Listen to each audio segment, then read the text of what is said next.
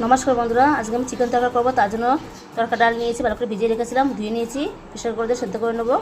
আর এখানে চিকেন নিয়েছি, এখানে সব রকমের মশলা নিয়েছি, বেটে নেবো। ভাজা মশলা করেছি, জিরে ধনে শুকনো লঙ্কা গোটা গরম মশলা। আর এখানে জিরে ধনে আর লঙ্কাগুলো নিয়েছি। আর মধ্যে টমেটো নেই, এই জন্য টমেটো সস নিয়েছি, তার সাথে একটা ডিমও নিয়েছি। সবার প্রথমে আমি এখন ডালটাকে সেদ্ধ করে নেবো।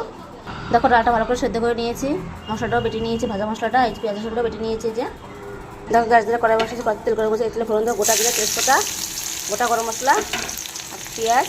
দেখো পেঁয়াজটা ভাজা ভাজা হয়ে গেছে, এর মধ্যে মাংসগুলো দিয়ে দেবো। এবার এর মধ্যে দিয়ে দেবো জিরে গুঁড়ো, ধনে গুঁড়ো, লঙ্কার গুঁড়ি দিয়ে ভালো মিশিয়ে নেবো। দেখো মাংসটা ভালো ভাজা হয়ে গেছে, এর মধ্যে বেটে রাখা পেঁয়াজ রসুন দিয়ে দেবো। দেখো মশলাটা ভালো কষানো হয়ে গেছে, এর মধ্যে দেবো 1 চামচ সয়া সস আর টমেটো সস দিয়ে ভালো করে মিশিয়ে নেবো। দেখো কত সুন্দর কালার চলে এসেছে বন্ধুরা। এর মধ্যে ডিমটা দিয়ে দেবো, দিয়ে আর ভালো করে ভেজে নেবো। দেখো ডিমটা ভালো করে ভেজে নিয়েছি, এর মধ্যে আবার সেদ্ধ করে রাখা চাকগুলো দিয়ে মিশিয়ে নেবো। হলুদ জ্বালাবো, পরিমতি দিয়ে দেবো। দেখো তরকাটা কত সুন্দর ফুটে রয়েছে, এর মধ্যে ভাজা মশলা দেবো, দিয়ে ভালো করে মিশিয়ে নেবো। দেখো চিকেন তরকাটা কিন্তু আমার হয়ে গেছে।